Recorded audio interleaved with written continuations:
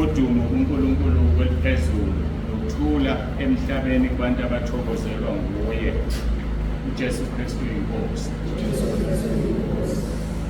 Ngiyamdumisa-ke uNkulunkulu, ngikholwa ukuthi nawe uyamdumisa kanye nami kuba sikwazi ukuhlangana namhlanje ngale ndlela esihlangene ngayo, sinikeza udumo lungolwakhe lumfanele.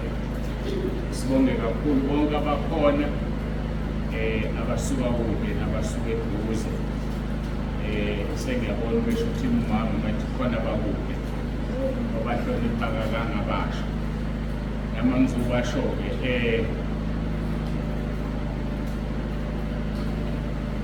angazi kwenzakalani u-online ndoda ukhulile indaba ingalapho kwena. Sibonge kakhulu-ke ukubona uhlomuka usuke esikhaweni.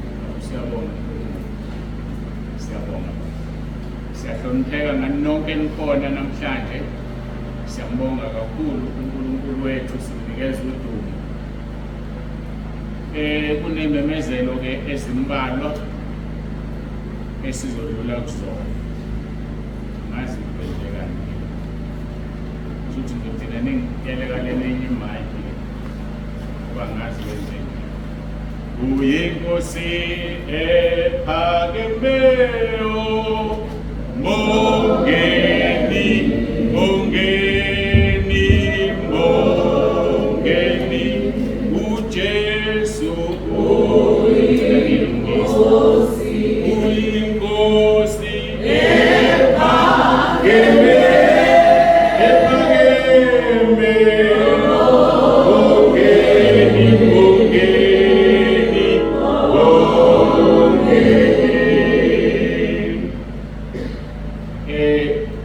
ngizodlulisa-ke nansi indaba ngokudabuka okukhulu. Umfundisi wethu wokuqala waseGoli, umfundisi uGogo uNsundu useseNkosini.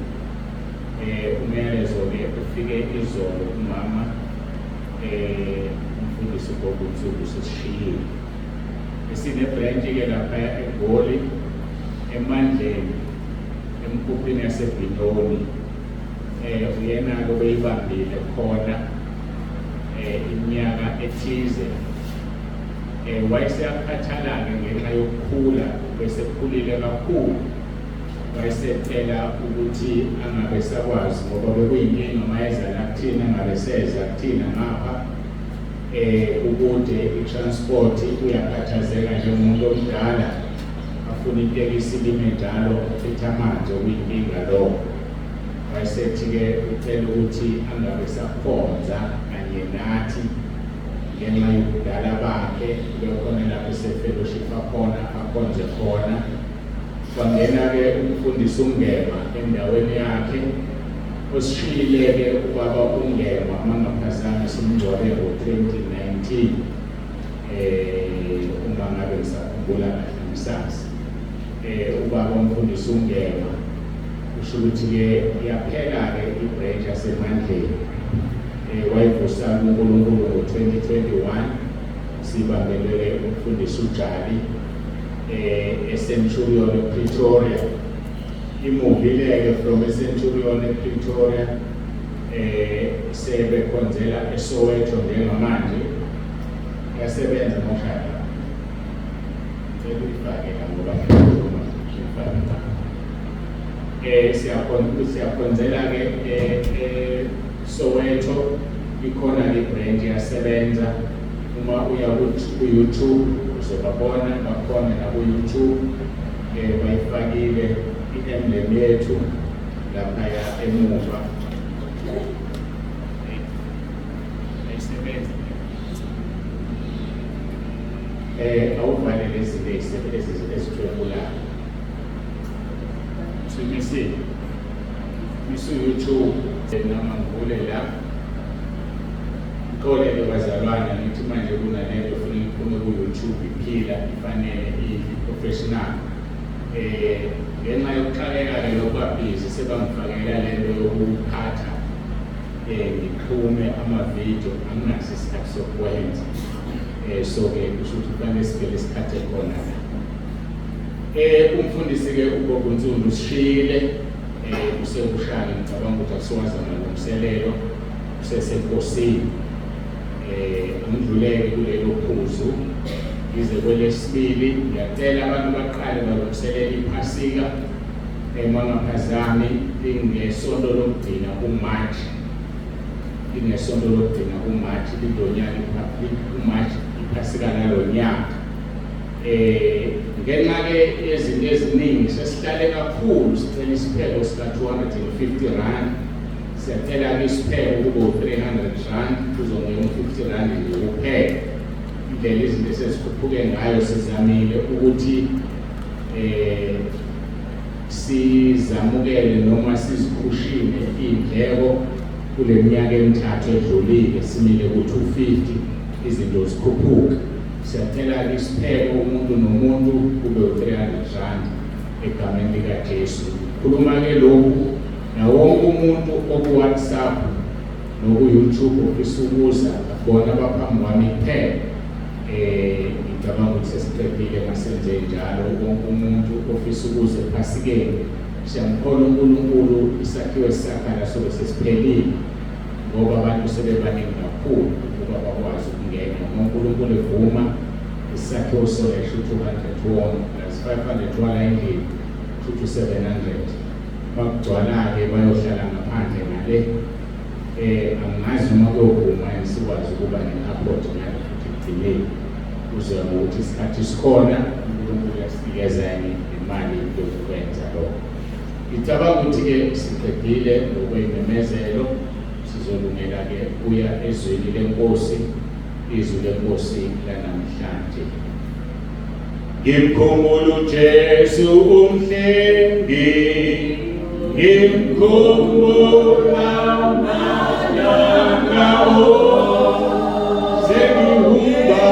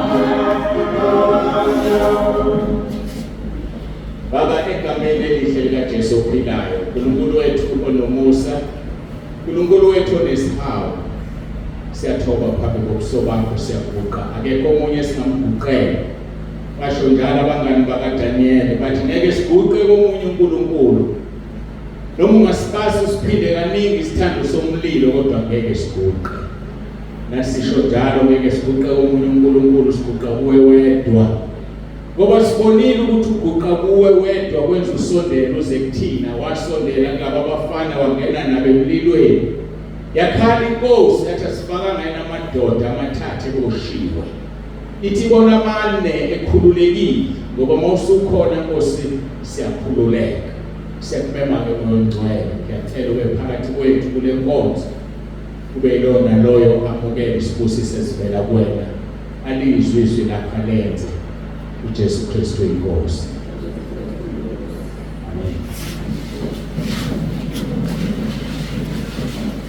Sizovula-ke incwadi yoMshumayeli chapter 4 verse 12. Part 2 wenkonzo yangesonto elidlulile. Part 2 2 wenkonzo yangesonto edlulile, uMshumayeli chapter 4 verse 12.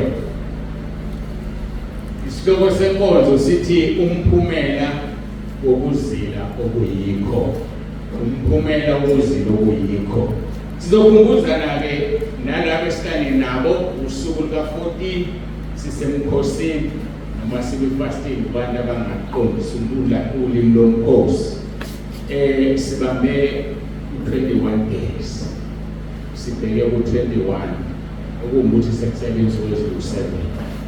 Siyambonga uNkulunkulu osidinile kuze kube manje. Kufundeka kanje-ke ku-verse 12, part 2 wenkonzo last week, hlanga 7. Lithi ngokuba umuntu ahlula nakuba umuntu ahlula oyedwa, ababili bayakuma phambi kwakhe, nentambo mithathu ayisheshi ukugqashuka. Ngithandeke uma kuyivesi ethanda ukujula njengaleli, sibuke ngolimi lwesilungu, New King James Version. Though one may be overpowered by another, two can withstand him, and the threefold cord is not quickly broken. Kula masonto-ke amathathu sisemkhosini sengibala nelizayo sizokhuluma ngentambo emithathu elithi leli vesi. Nakuba umuntu ahlula yedwa, ababili bayakuma phambi kwakhe, nentambo emithathu ayisheshi ukugqashuka. Nangesonto edlule ngisishilo lesi statement ngathi njengamanje sonke sibambe intambo, wena ubambe intambo emithathu. Ukuba khona kwethu emkhosini sibambe intambo. Ngesonto edluleke sikhulume ngomuntu wokuqala. Umuntu wokuqala esikuthole uMathewu chapter 6 verse 1-4 okhuluma ngokupha ukwenza ukulunga. Namhlanje-ke sokhuluma ngomuntu wesibili. Obviously ngesonto elizayo uNkulunkulu mayesasibekile sokhuluma ngomuntu wesithathu. Umuntu wesibili ukukhuleka. Sizwileke ukuthi kusemqoka kangakanani ukupha. Njengamanje sikhuluma ngokuba semqoka ukukhuleka. Ngikhumbuzile ngathi litho emithathu ngoba sikhuluma ngokuzila okuyikho umphumela wakho. Okungukuthi ngamanye amagama ma uzile ukudla usemkhosini yiba umuntu obambile umuntu wokuqala uphe ukuze ukuzila kwakho ukudla kube nomphumela. Okwesibili-ke namhlanje sithi ukukhuleka. Khona abantu abasemkhosini, ngikhuluma nje, bakhuleka kabili ngosuku. Ukhuleke vuka ekuseni, akhuleke lala. Kusho ukuthi akawubambile umuntu wesibili. Umuntu wesibili ukhuluma ngokukhuleka. Ma ukhuleka, ukhuleka noma ikangaki uma usemkhosini ngokuphambi kaNkulunkulu ufuna ukukhuluma naye. Uphinde umnikeze ithuba lokuthi akuphendule. Ngoba singabantu ababhizi, ma uqeda ukukhuleka nje usuyoba busy. Kambe uyawasha noma wenza ini kanti awusalitholile ithuba lokuthi akuphendule. Ingakho-ke ngithi umuntu uma ethola ithuba lokulala emini ulale. Awulali ngokuyivila ma usemkhosini, ulala ngokunika uNkulunkulu ithuba lokukhuluma. Angakhuluma nawe ngephupho, angakhuluma ngawe ngombono. Ngake ngachaza ukuthi izinto ezimbili ezihlukene lezi, iphupho nombono. Abantu abaningi bayathanda uma bephupha bathi umuntu umbono, ngoba azi ukuthi igama elithi umbono linesiqu kunelokuphupha. Isikhathi esiningi uma uphupha nento oyiphuphayo iyaphupha, kodwa umbono babone ngathi uhlukile vele unesiqu, kanti namaphupho akhona amaphupho anesiqu. Ngakho-ke umnikeze uNkulunkulu ithuba ukhuleke ulale emini usesemkhosini. Sizobuka-ke umuntu wesibili okhuluma ngokukhuleka, sibuyela kuyena uMathewu chapter 6. Sizobheka amavesi bekufanele sibheke amavesi amathathu 5 kuya 8. Angazi noma kuzokwenzekani. Kodwa nje isithombe sengisitholile icebile intshumayelo kaJesu yasentabeni. Mhlawumbe sokuye sibuye kule micu. Ngoba kufanelekile ukuthi ngesonto elizayo sikhulume ngomuntu wesithathu. Kusho ukuthi asizuqeda ngowesibili ngoba kubanzi kakhulu kuwayo. Uthi kuverse 5, nalapho nikhuleka ningabi njengabazenzisi ngokuba bethanda ukukhuleka beme emasinagogeni nasezinhlanganweni zezindlela ukuba babonwe ngabantu. Ngiqinisile ngithi kini sebewamukela umvuzo wabo. Verse 6, nxa ukhuleka ngenekamelweni lakho uthi usuvale umnyango wakho ukhuleke kuyihlo sekusithekeni, noyihlo bone ekusithekeni uzakuvuza. Verse 7, kodwa nxa nikhuleka ningathemelezi njengabezizwe ngokuba bathi bayakuzwiwa ngokukhuleka kwabo ngokukhuluma kwabo okuningi. Verse 8, ngakho-ke maningafani nabo ngokubuyihlo uyakwazi nikuswelayo ningakatheli kuye. Sizobuka-ke kakhulu verse 5. Ngazi noma sizokwazi ukufika ku-6, 7 and 8. Mhlawumbe sizoba inkulumo noma intshumayelo ngelinye ilanga. Sigxileke ku-verse 5. Nalapho nikhuleka ningabi njengabazenzisi ngokuba bethanda ukukhuleka bemi emasinagogeni nasezinhlanganweni zezindlela ukuba babonwe ngabantu. Ngiqinisile ngithi kini sebewamukela umvuzo wabo. Uma-ke umuntu ekhulekela ukufuna ukubonwa ngabantu sewamukela umvuzo wakhe. Ithi NIV, they have received their reward in full. Suwamukele ngokupheleleyo, isekile uphinde uyithole ezulwini. Ukuma-ke is not an issue. Ake ngiphinde uthi verse 5, nalapho nikhuleka ningabi njengabazenzisi ngokuba bethanda ukukhuleka bemi emasinagogeni nasezinhlanganweni zezindlela ukuba babonwe ngabantu. Phinde ngidizelele, ukuma is not an issue. Ngoba abanye bakuthatha bakujikise likubethise limelana nokuthi ungakhuleki kumile. Akukhulunywa ngokuma ukuthi ku-wrong. Inkomo ithi standing is not an issue. Inkinga ukuma ufuna ukubonwa ngabantu. Nansi indaba. Ukukhuleka ufuna ukubonwa. Ngoba ungaguqa kodwa umkhuleko wakho ungamukela. Futhi ungaguqa kodwa still ufuna ukubonwa ngabantu. So-ke kusho ukuthi issue yokuma kunekumile ayisebenzi. When the New King James Version, it when you pray, you shall not be like the hypocrites, for they love to pray standing in the synagogues and on the corners of the streets, that they may be seen by men. Assuredly I say to you, they have received, or they have their reward. Ukukhuleka kumile akumelwana nakho. Asibuke uMark chapter 11 verse 25. Uthi futhi nxa nimi nikhuleka thethelelani, okungukuthi akumelwana nokukhuleka kumile. Kodwa thina entabeni indlu kaJehova sikunikeziwe ukuthi asokhuleka siguqile. Ngamanye amagama ngisho ukuthi kulabo abakhuleka bemile akusona isono ukukhuleka kumile. Kuya ngokuthi inhloso yakho ekukhulekeni kwakho kumile iyini. Kodwa thina entabeni indlu kaJehova sifundisiwe ukuthi uma uJesu ngaso sonke isikhathi ekhuleka wayiguqa, eguqela uyise, yini thina singamguqeli na.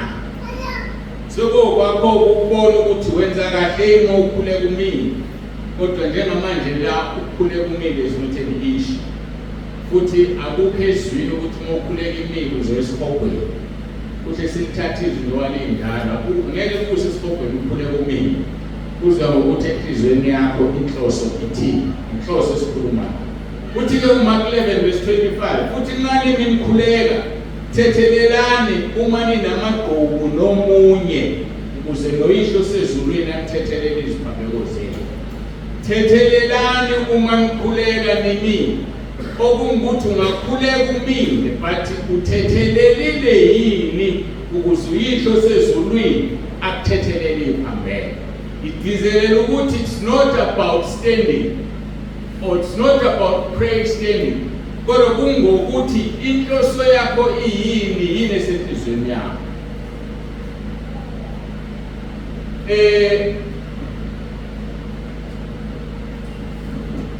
Izinto ezidala ukuthi umkhuleko wakho noma umile wamukeleke ngoba sikhulumi ngokuma. Number 1, inhliziyo yakho ihlanzekile na, ngoba kufanele ube nenhliziyo ehlanzekile. Ngoba inhliziyo mayingahlanzekile izibiyele ngodonga. Athi umbhali wezaga, uma kukhona into okufanele uyigcine inhliziyo yakho, inhliziyo kufanele uyigcine ilondekile ngoba iyona ebonisayo. Inhliziyo iyona ethatha ibele. Inhliziyo iyona ecomplaina kuqala ngaphambi kokuphuma emlonyeni wakho. Inhliziyo iyadukisa, lize lithi izwi lenkosi kuJeremiah 17, ubani ongayazi, ngoba ngempela ngeke uyazi inhliziyo yakho. Yikho uDavid esho ngeqathe lapho kubo 51 athi inkosi dala inhliziyo ehlanzekile nomoya oqinileyo. Ngoba umuntu nomuntu uyadinga ukuba nenhliziyo ehlanzekile. Ngeke uphenduleke umkhuleko wakhe inhliziyo mayingahlanzekile. Number 2, uNkulunkulu ubona inhloso yakho uma ukhuleka. Ngisakhuluma ngomuntu wesibili ukukhuleka. Uhloseni njengoba ukhuleka. Kunabantu abathi uma bekhuleka kube nezinto ezingiza engqondweni. Abanye abaneshwa athe khuleke bethuka uNkulunkulu ngenhliziyo. Athe khuleka kube kunezinto ezidlula engqondweni yakhe emehlweni engqondo. Uyakhuluma umuntu ngomlomo ingqondo yakhe ayikho lapho. Ngokusathana uyithumbile. Lo mkhuleka uyezwini. Kufanele ukhuleke uconcentrate. Ingakho sikhuleka sivala amehlo. Usukwenzela ukuthi ungathi uyakhuleka njengoba engena lophethe ingane sengiyadideke emkhulekweni ngoba ngibuka yena. Kodwa kubiza ukuthi uvala amehlo. Kodwa kunabantu sebavalile amehlo enyama, amehlo engqondo ayaluza, athathe ebeka ayakhuluma, amelana nalento umuntu ayithandazayo. Ngiyaqinisekisa ngeke uphendule umkhuleko wakho. Thethelelani uma ninamagqubu nomunye ukuze noyihlo sezulwini anithethelele iziphambeko zenu. Umthethelele yini lo muntu okuhlukumezile? Umthethelele yini lo muntu okuhlukumeza usemncane? Khona abantu abahlukumeza abantu beyizingane. Mhlawumbe ukuhlukumeza ngisho nangokocansi. Uhlezi enhlizweni yakho, usumthethelele na. Ngoba uma ungamthethelele umkhuleko yakho uyathiwa. Uma unento nomuntu kufanele ukhulume naye usihlambuluke. Ngoba uma ungakhulumi naye umkhuleko wakho uyathiwa. Uthiwa yilento naye enhlizweni. Kudala ukuthi uzokhuleka imikhuleko enenhloso engalungile.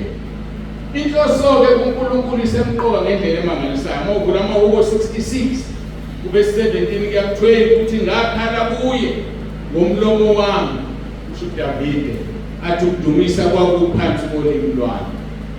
Ngakhala ngomlomo wami ukudumisa kuphansi kolimi. Isho ukuthini leyo? Isho ukuthi noma ukhala isimo sinzima, but you still have to praise God as God. Ngoba akashintshi. Ngisho ushonelwe kusenguNkulunkulu. Ngisho uvelelwe okubuhlungu. Yithi ukhala ngomlomo wakho kodwa phansi kolimi uhlala indumiso. Ngoba uma ungadumisi uNkulunkulu uyakubona, ubona inhloso yokukhuleka. Athi verse 18 kwamahubo 66, uma bengiqonda ukuba enhlizweni yami ibingayi kungizwa inkosi.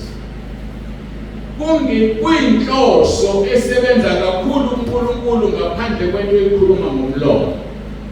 Ingakho lapha kumaRoma chapter 8 lithi izwi lenkosi umoya ongcwele uyasisiza uyasisiza, uyasibubulela, uyasikhulumela kuNkulunkulu. Ngoba uNkulunkulu uqonda kangcono ekhulunywa umoya ongcwele ekhulumela wena, ukunawe wena ukhuluma noNkulunkulu. Ngeke uNkulunkulu umuzwa kangcono umoya ongcwele umoya wakhe, ukunoma wena ukhuluma naye ngoba uyaqonda okusho umoya. Ingakho uJesu ekhuluma kowesifazane waseSamariya lapha kuJohn chapter 4, uthi owesifazane, thina sikhuleka kule ntaba, nina nikhuleka eJerusalema. Uthi uJesu siyeza isikhathi futhi sesifikile lapha abakhulekayo uBaba bezokhuleka ngomoya nangeqiniso ngoba uNkulunkulu ngumoya. So kubiza ukuthi umntwana kaNkulunkulu abe nomoya ongcwele ngoba umoya ongcwele uyasisiza sikhulumele. Imikhuleko yethu ayiphendulwa ngoba sinayo umkhulumeli. Imikhuleko yethu ayiphendulwa ngoba umoya ongcwele akekho. Akekho umoya ongcwele ngoba inhliziyo ingcolile, akahlali endaweni engcolile. Ungcwele njengoba igama lakhe lisho. Ihlale ngisho ngithi umoya ongcwele uqoshwa yedwa kumuntu, akaxoshwa yisono.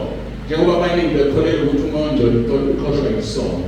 Hayi, akaxoshwa yisono. Ngesikhathi uqala wona usuke kudala ekushiyile, uqoshwa ungalaleli.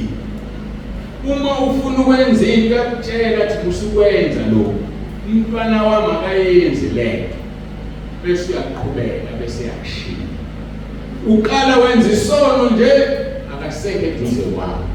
Ngakho-ke kubiza ukuthi umzalwana philipile engcwele, vuma izono zakho, uhlukane nazo.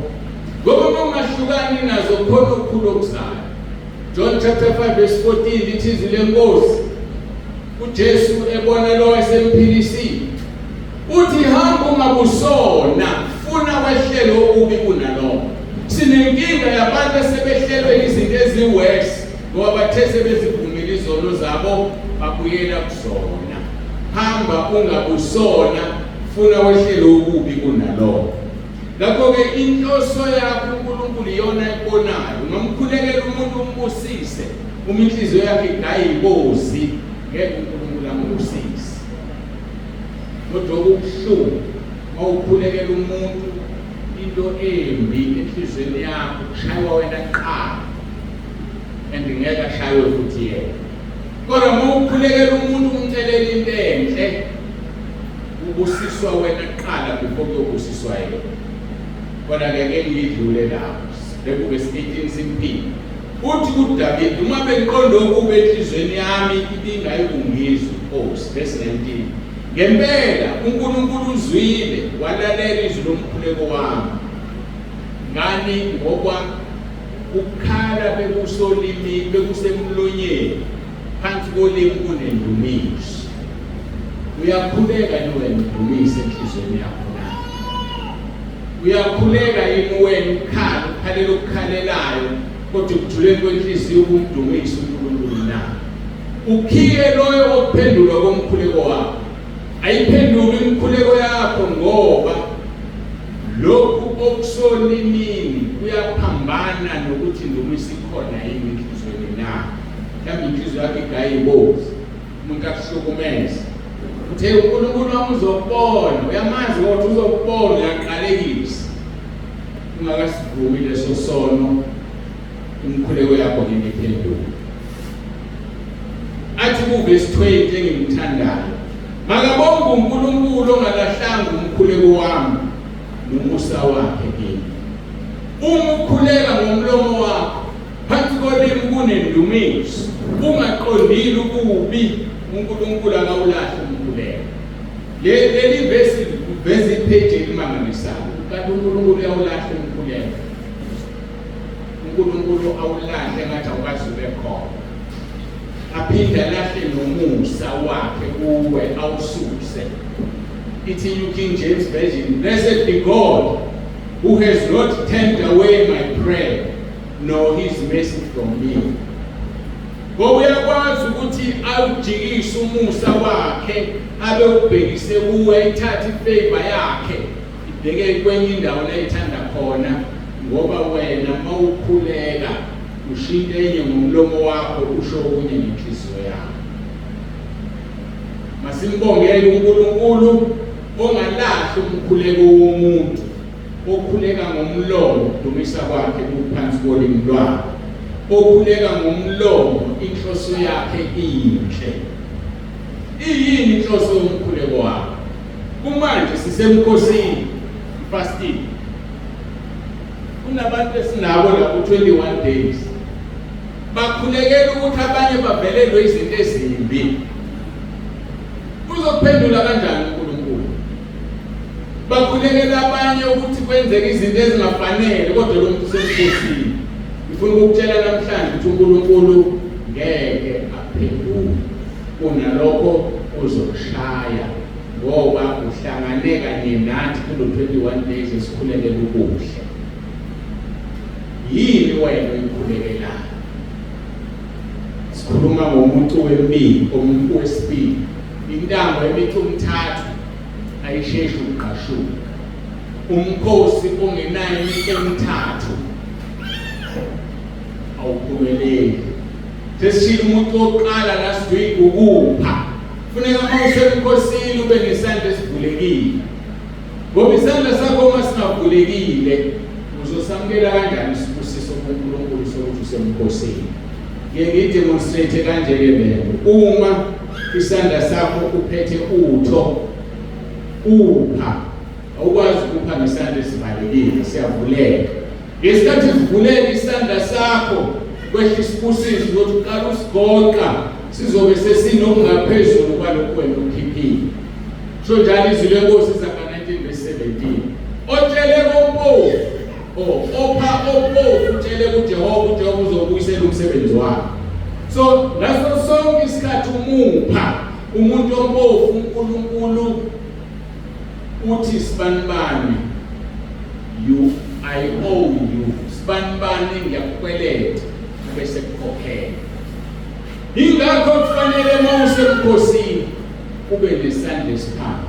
Abanye kuze kubona ukudla efrijini akuthenge ngonyaka odlule ngoba usemkhosini, kodwa kunabantu abalambile abalala bengadlile.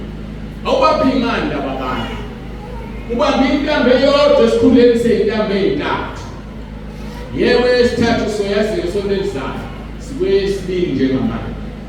Number 1 yipha, okwesibili khuleka noma ikangaki ngosuku.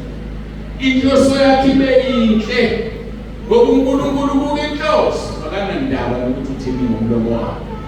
Inhloso ke kumuntu onomoya ongcwele, umoya ongcwele odlulisa imessage ayise kuNkulunkulu Baba athi Baba nangu sibanibani udinga ukuthi uNkulunkulu unyakaza ngaso leso sikhathi. Abanye ke baze bakhulume ngeEnglish, bakhuleke ngeEnglish as if God does not understand their vernacular language. Ayikho into ebuhlungu njengaleyo ukuze umuntu ekhuleka ngeSingisi. Laba abantu abakhuleka ngeSingisi ngokubanakeke ngikunika ithini abe beshaya iEnglish eseqophelweni eliphezulu. Ake umnikeze umlungu othize uthi abaxoxe akazi usephula iSingisi sakho. Kodwa mayithandaza siqonde into kwenziwa yilo screaming. So lo mkhuleka uye ezulwini ngoba ubuhlezi wedwa lapho ngifuna bangizwe kahle ukuthi iSingisi ngiyasazi. Ukhema wale English correct, bacorrect abaseduze nawe kanti iSingisi awusazi yasephula ifanele nami. uNkulunkulu uyalwazi ulimi lwethu sonke. Yebo ukukhuluma ngeSingisi uzositshela ukuthi awukho serious. Yazi kangisangizwa namhlanje. Ake ngenze le example. Mawuxabana nebhulu, nixabana ngingasebenza elayini. Unyakeni eminingi ama-70s. Yawazi ngisebenza nawo kakhulu. Mawuxabana nebhulu, liyasiyeka iSingisi, liyasiyeka isifanakalo, lingena esibhunwini. Because ucommunicate kangcono uma usuthuthele ngolimi olunelile. So wena ukho genuine, ukhuluma noNkulunkulu ukhulume ngolimi lokubalekwa. Hayi ukuthi awukho serious. ngoba umuntu wese serious siyaphela isingisi usazi phela yonke ilanguage usale lo wayinele belele userious ingela negative abantu abakhulumisa isingisi la banake kulungile okumshaya ngoba ngishumayela ngesizulu nje ekuthiwa khona okumshaya right ke lo ukuthi bekhona abangani abezwayo kodwa uma ngizoshumayela kahle ngesizulu mase ngikhuleka sengena esingisini kuyamdayisa uNkulunkulu ngithi uNkulunkulu umlungu uNkulunkulu ingisi izinto ezidatha umkhuleko ungaphenduka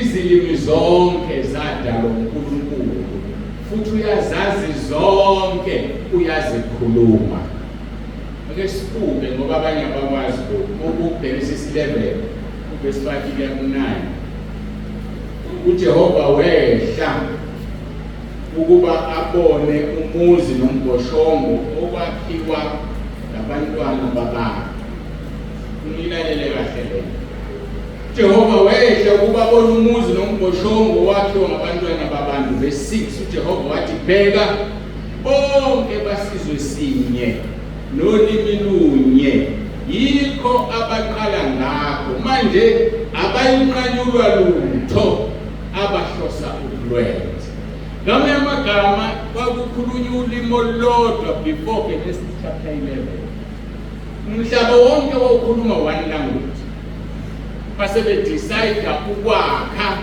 umbhoshongo nedolobha ozofinyelela phezulu ozoba mude kunakho konke uNkulunkulu kuseyibuka-ke ulithi-ke verse 5 wehla ukuba abone umuzi nombhoshongo kwakhiwa abantwana babantu wathi uJehova bheka bonke basizwe sinye nolimi lunye yikho abaqala ngakho manje abayinqanyulwa lutho abahlosa ukulwenza verse 7 wathi wozani sehle siye kusanganisa ulimi lwabo wayikhuluma nobani wayikhuluma nokuthatha kunye mayidala umuntu ukuthi masenza abantu namanje la uthi wozani sehle tshela indodana yakhe uJesu Kristu nomoya ongcwele wozani sehle siyosanganisa ulimi lwabo ukuba bangezwani kube lona loyo ulimi lomunye kanjalo uJehova wabahlakazela emhlabeni wonke bephuma lapho bayeka uwakhumbuza usumthetho uNkulunkulu akasazi izulu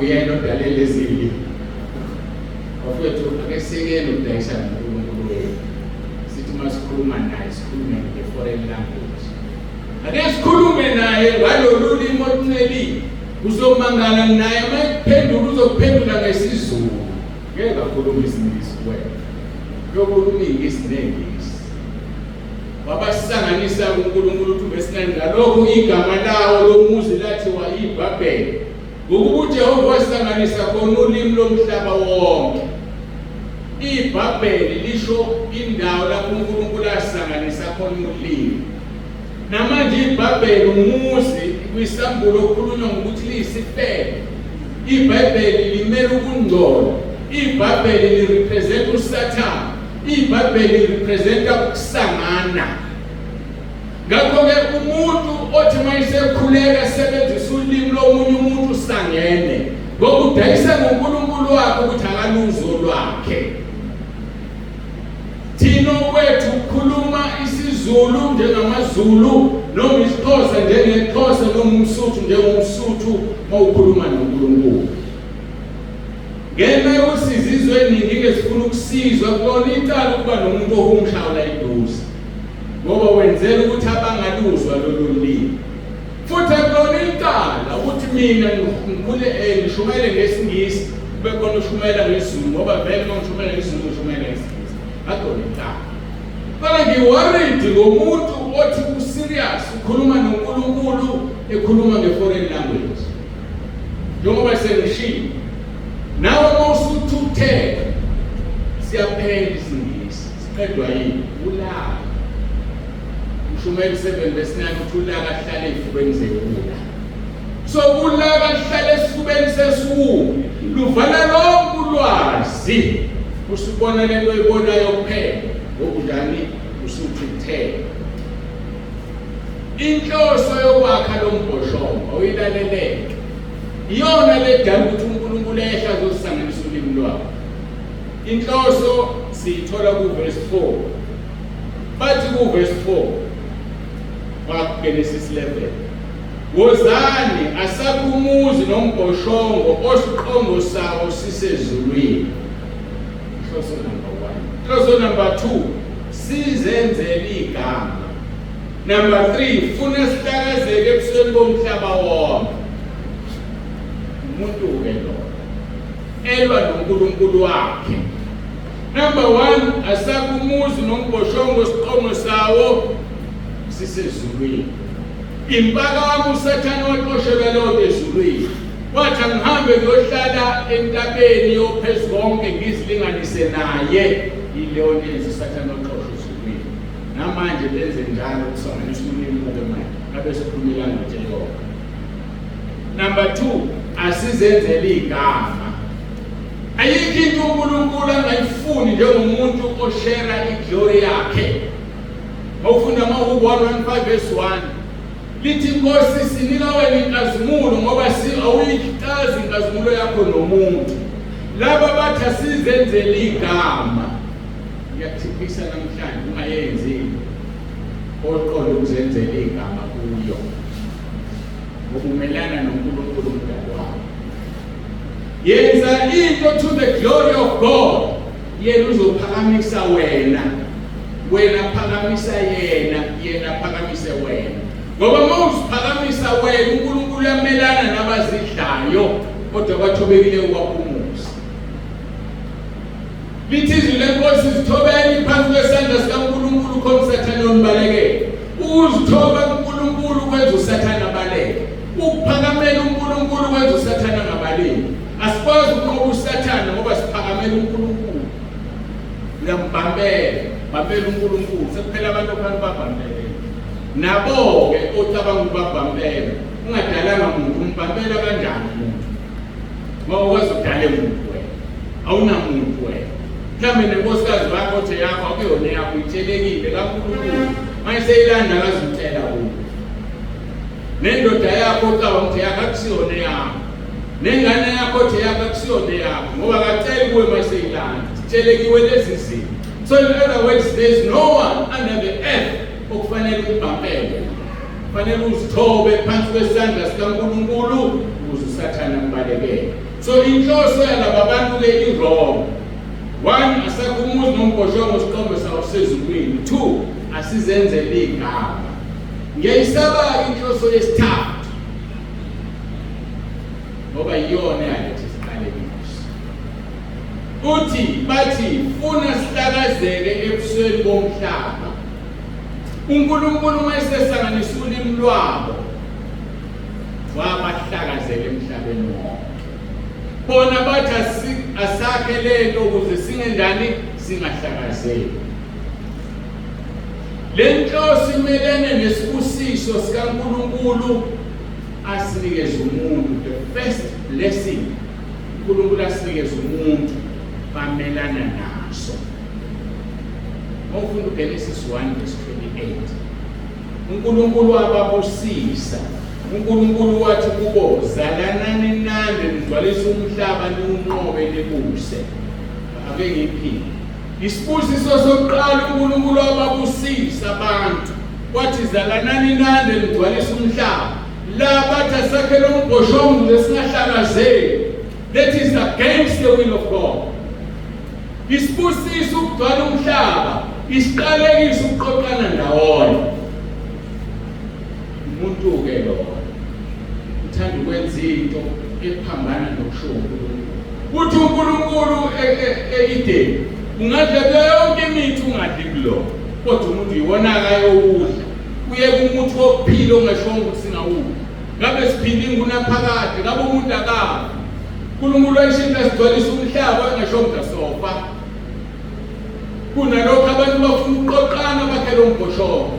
uNkulunkulu ukuthi hayi kugcinela amasanganisa ulimi lwabo bahlakazele emhlabeni wonke. Bamelene nesibusiso sokuqala sokugcwalisa umhlaba awunqobe babusi. Bona ngombhoshongo babemelana nesibusiso, bamelana nenkando kaNkulunkulu. ngaso sonke isikhathi ubokwazi ukuthi isibusiso sikaNkulunkulu siyintando yakhe. Ngaso sonke isikhathi uma wenza intando yakho ubokwazi isibusiso sikaNkulunkulu asikho la. Khumbula sikhuluma ngomuntu wesibili ukungukukhuleka nenhloso yokukhuleka. Ngilanda inhloso yabantu abakumbhoshongo. Inhloso yabo yayirong. Inhloso yabo yayimelana nesibusiso sikaNkulunkulu. Inhloso yabo yayibalethela isiqalekiso ukuthi uNkulunkulu zalana nande ngigcwalisa umhlaba. Bona bafuna ukuzalana baqoqanela eBhabheli. Njengoba namanje uSathane abantu baqoqela eBhabheli kamoya. OkuyiBhabheli kamoya okuyidolobha lokufebe lokunzola lokusangana bahlangene khona abantu ngamanye. Ngakho-ke ungakhulekeli ukubonwa abantu uma kunjalo siwamukele umbuzo wakho. Kodwa ukhulekela ukuthi uNkulunkulu obone kusithekela kubona. Umbuzo omuni ongawunikwa umuntu ofana nawe. Umbuzo omuni ongawunikwa umuntu ofuna kubona. Njengoba ngikutshela ukuthi bayahamba bayokrema imikhuleko. Hayi ngoba umfundisi uyathanda ukungithandazisa. Engathi angithandazisa kuleli sonto bayozwala. Babona ukuthi ngiyakhona. Abaginqa amavesi. Kanti kade krema ngani. Mayiwadideka kancane kunjalo belukrema. Mayiwadideka kancane okulandela unyamalala konke. Ubone umsethuni uzama ukukhumbula. Awubakini. Khulekela ibandla umkhuleko okhremini. Ayenziwa leyo. Awukho umvuzo ozowunika umuntu uma ufuna ukubona umuntu. Umuntu umnikeza umvuzo ophelayo.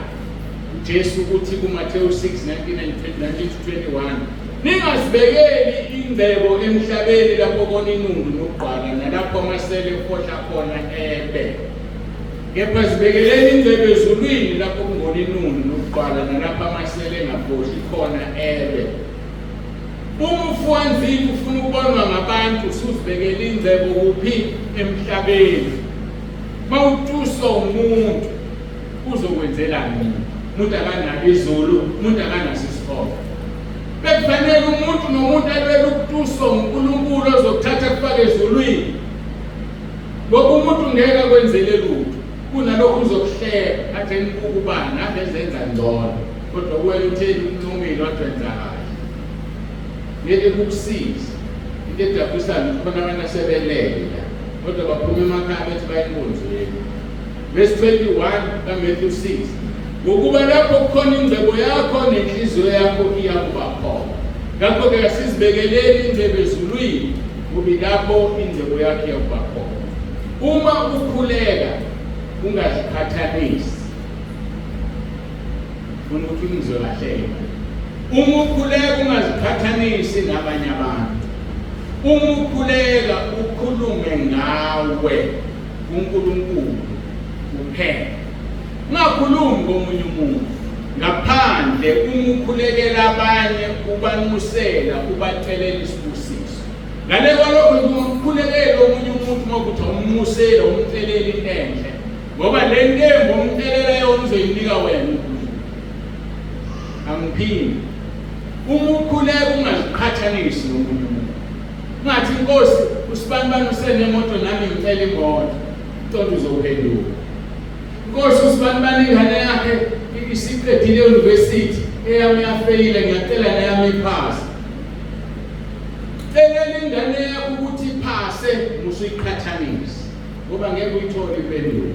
Sikhonza uNkulunkulu ongathengwa. Yema. Sikhonza uNkulunkulu ongathengwa ngabantu. Uthenga uNkulunkulu ngomuntu. Sengani usibanibani akakhonze nokukhonza mina ngiyakhonza. Kodwa nokuthi mina nginako. How dare you say that to God? Uyisho kanjani impela yona? Ngoba uyilandela isiqalekiso. Cela into icela ungazikhathalisi ushile ezwini lakho. Wathi ungabohalela ingcebo nempumelelo yababi. Ngoba vele uSathane ubaphumelelisela ukuthi wena uhawuwe. Ngokuthi ngikutshela udaba olumnandi. Umuke wawa ngokuhalela ingcebo yabantu abangakholwa. Uyohlupheka kakhulu kulelizwe uphinde uhlupheke nakwelisayo ususesihogweni. Ngoba njengoba ukhona ukhonza uNkulunkulu uyisitha sikaSathane namadimoni akhe. Mawuthi ukhalela leya ngcebo ufulathela uNkulunkulu nomoya ongcwele ugijimele emadimonini athi amadimoni uwe lo enganokubisa igama likaJesu thina sibaleke wawusishisa sesikusula eduze kwethu azokuhlukumeza amadimoni uyozuthi komkeki. Emva kwalokho Isaiah 63 verse 10 lithi umoya ongcwele uba yisitha sakho wena ohlubukile. Kusho ukuthi ukuhlehlela kwakhe emuva usunezitho ezithu. Amadimoni ohlubukele kuwona ayo enemies. Umoya ongcwele ushile uyisitha sakho. Uzohlupheka kulelizwe uzohlupheka nakwelisayo. Akungahlehlela emuva. Ithe ungazikhathanisi. Uma ukhuleka ukhulume ngawe wedwa kuNkulunkulu ngaphandle. Uma lo munye ophatha igama lakho umnxusele, ungamnxusela umcelele isibusiso, ungamnxusela njengoJesu uthi Inkosi imthethelele usibanibani akayazi into ayenzayo, kodwa hayi ungalingi uzikhathanise naye. Kwenzekani kumfarisi ezikhathanisa? Luka 18 verse 11 to 14. Lithi izwi leNkosi umfarisi wema wazikhulekela ngokuthi uNkulunkulu ngiyakubonga. Ucabanga umkhuleko omhle kangaka ubonga uNkulunkulu. Kodwa umbonga kuphi? Entweni wrong. uNkulunkulu ngiyakubonga ngokuba ngingengabanye abantu. Umkhuleko kulo yazikhathanisa. Angingengabanye abantu izigcwele abangalungile iziphingi nanjengalo mthelisi esiguqeni naye ethempelini. Khona abantu abazikhathanisayo ukukholwa azibone kholwa kangcono kunomuntu. Engakasho uNkulunkulu ukuthi ungcono wena futhi ngeke akutshele. Funda baseRoma 12 verse 3. Ilona loyo wabela isilinganiso sokukholwa. Ukukholwa kwethu akusoze kufane. Akufani ukukholwa kwethu bazalwane ngawusikhathanisa umuntu. Futhi kumfarisi anginjengabanye abantu sigcwele abangalungile iziphingi nanjengalomthelisi. Sebala izinto zakhe ezinhle. Ngizila ukudla kabili ngeviki, nginikela okweshumi kukho konke nginakho. uNkulunkulu afuna umtshela izinto zenza uyazazi. Awufunde kuHezekiya inkosi eyigula Isaiah 38. Mayifika umprofeti ethunywa uNkulunkulu uthi Hezekiya ngithi uNkulunkulu angikutshela ukuthi insuku zakho seyiphelile. Indoda kaNkulunkulu lithi iBhayibheli yajika yabheka odongeni. Yathi uNkulunkulu akawukhumbule konke engikwenzile okuhle akazange akubamba. uNkulunkulu wezisilima akazi ukuthi yanikela wena. Umthelisi ngizila ukudla kabili ngeviki, nginikela okweshumi kukho konke enginakho. Akayifunde uNkulunkulu, ungabozikhathanisa, ungabomtshela izinto zakho. Mtshela ukuthi ikhumbula kuphela. Verse 13. Yebo umthelisi emikude wayengafuni ukuphakamisa amehlo akhe ezulwini. Umuntu wayizibona eyisolo, wayesaba nje ukuthi athi ngoba yini into esishayayo thina abazalwane siyakholwa uNkulunkulu uyabona. Umthelisi usaba ngisho ukubheka ezulwini ngoba uyazi mangibheka uNkulunkulu uyangibona. Lithi wasaba ngisho ukuphakamisa amehlo akhe ezulwini kodwa washaya isifuba sakhe. Ethi uNkulunkulu ngihawukele mina sonke. Washaya isifuba hayi ukuthi wazishaya isifuba. Ukuthi shaya isifuba ukuziphakamisa. Washaya isifuba wathi Nkosi ngihawukele mina sonke. Verse 14 uJesu yabuza noma uyasho uthi lo wehlele endlini yakhe elungisisiwe kunomuntu ngokuba yilona loyo siphakamisayo uzothotshiswa kodwa uzithoba uzophakanyiswa. Awufundi ukukhuleka ukhulume nawe uNkulunkulu. Makunesidingo faka omunye umuntu umthelele okuhle noma umthelele intethelelo noma umthelele isibusiso. Mawufunda uJob 42 verse 10 lithi izwi leNkosi ngesikhathi uJob ekhulekela abangani bakhe uNkulunkulu wambusisa ngakho konke okwakumlahlekela kwaphindwa kabili. Ubona ukuthi wesibili unothile lo muntu kuningi esingakhuluma ngomkhuleko. Uma wehla nawo uyofika ku-verse 9 Matthew 6 sifundiswa ngomkhuleko wenkosi Lord's Prayer. Nayo ngaba izinkonzo eziningi Lord's Prayer. Yiko ukuthi mhlawumbe uNkulunkulu mayivuma sobe suvakashele lo muntu wesibili. Kodwa kuyaphoqa ukuthi sigcine lapha namhlanje. Udinga inkosi ngesonto elizayo sibona nomuntu wesithathu. Esobe sesiqeda siphume enkosini. Sikhuleke singoma uNkulunkulu.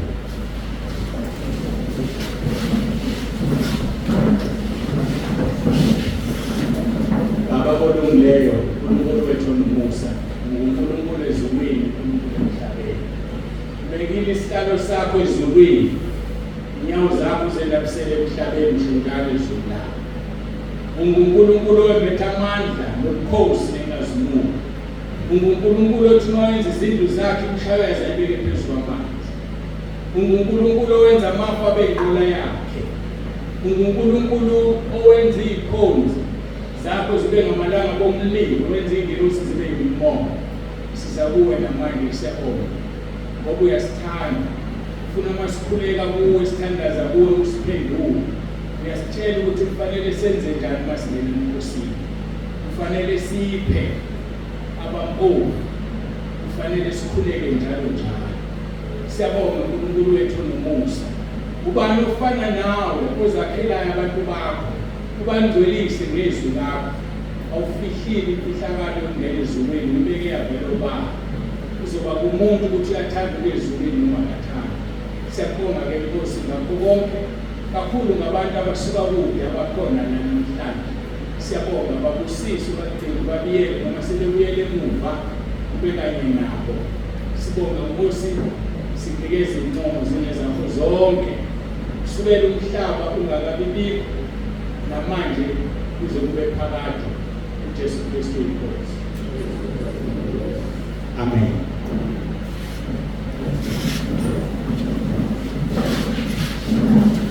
Siyabonga ke uNkulunkulu wethu kakhulu esifikile emaphethelweni enkonzo.